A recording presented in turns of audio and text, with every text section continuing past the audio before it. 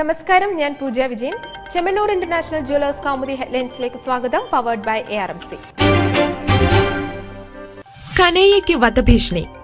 JNU വിദ്യാർത്ഥി നേതാവ് കനയ്യ കുമാറിന് വധഭീഷണി.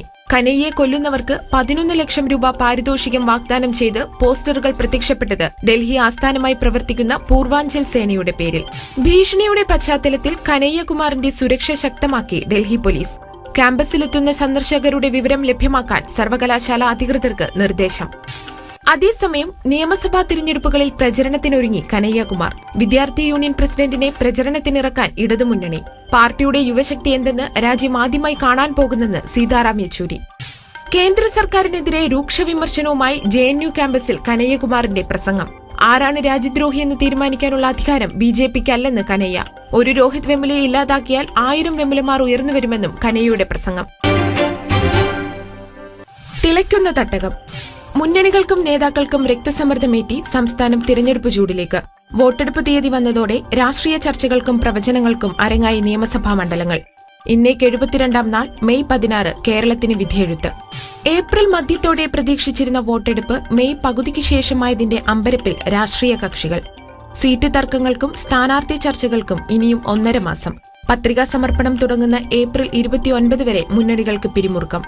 പിളർപ്പിനു ശേഷം അടിത്തറ വികസിപ്പിക്കാൻ സാവകാശം കിട്ടിയതിന്റെ ആശ്വാസത്തിൽ ഫ്രാൻസിസ് ജോർജിന്റെ വിമത ഗ്രൂപ്പ്.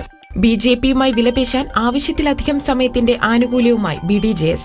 മേടച്ചൂടിൽ തിളയ്ക്കുന്ന തട്ടകം. പോളിംഗ് ബൂത്തിൽ ക്യൂ നിൽക്കുന്നത് ഇടവപ്പിറവിയിൽ. അപരന്മാരുടെ വിളയാട്ടം തടയാൻ വോട്ടിംഗ് മെഷീനിൽ ഇക്കുറി പേരിനും ചിഹ്നത്തിനുമൊപ്പം സ്ഥാനാർത്ഥിയുടെ ചിത്രവും. സുപ്രീംകോടതി നിർദ്ദേശപ്രകാരം ഏർപ്പെടുത്തിയ നോട്ടയ്ക്കും ചിഹ്നമായി. പുരുഷന്മാർക്കൊപ്പം നിന്ന് വോട്ട് ചെയ്യാൻ ബുദ്ധിമുട്ടുള്ള സ്ത്രീകൾക്ക് ഇത്തവണ പ്രത്യേക ബൂത്ത് സൗകര്യവും. ഇനി മുന്നണി വിശേഷങ്ങൾ.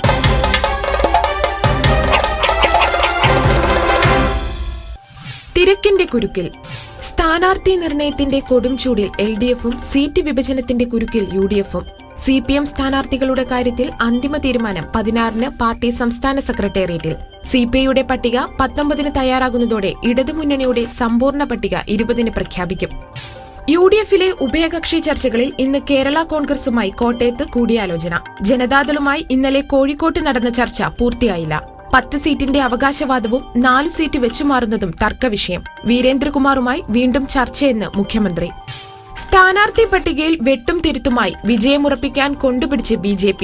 മഞ്ചേശ്വരത്ത് നിന്ന് K സുരേന്ദ്രന് മണ്ഡലമാറ്റം തിരുവനന്തപുരത്തേക്ക്. KP ശ്രീശൻ കോഴിക്കോട് നോർത്തിലും MT രമേശ് ആറന്മുളയിലും മത്സരിക്കും. മത്സരത്തിനില്ലെന്ന മനസ്സുമാറ്റി മുതിർന്ന നേതാവ് O രാജഗോപാലിന്റെ അംഗം നേമത്തു തന്നെ. BJP സംസ്ഥാന അധ്യക്ഷൻ കുമ്മനം വട്ടിയൂർക്കാവിൽ. BDJSന് എത്ര സീറ്റ് വിട്ടു നൽകുമെന്ന കാര്യത്തിൽ തുടരുന്നത് അവ്യക്തത. ഒടുങ്ങാത്ത ചോരക്കൊതി. തെക്കൻ യമനിൽ സന്യാസിനി സമൂഹത്തിന്റെ വൃദ്ധസദനത്തിലുണ്ടായ കൂട്ടക്കൊലയിൽ 16 മരണം. കൊല്ലപ്പെട്ടവരിൽ ഇന്ത്യക്കാരി ഉൾപ്പെടെ 4 കന്യാസ്ത്രീകളും. അക്രമികൾ തട്ടിക്കൊണ്ടുപോയ മലയാളി വൈദികനെക്കുറിച്ച് വിവരമില്ല. മനുഷ്യത്വരഹിതമായ കൂട്ടക്കൊലയിൽ നടുക്കം പ്രകടിപ്പിച്ച് UN.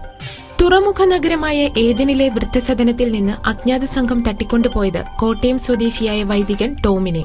ഫാദർ ടോമിനെ അക്രമി സംഘം ഒളിത്താവളത്തിലേക്ക് മാറ്റി. അക്രമത്തിന്റെ ഉത്തരവാദിത്തം ആരും ഏറ്റെടുത്തിട്ടില്ല. Chemmanur international jewellers Kaumudi headlines powered by ARMC സമാപിക്കുന്നു. അടുത്ത ഹെഡ്ലൈൻസ് 1 മണിക്കൂറിന് ശേഷം. നമസ്കാരം.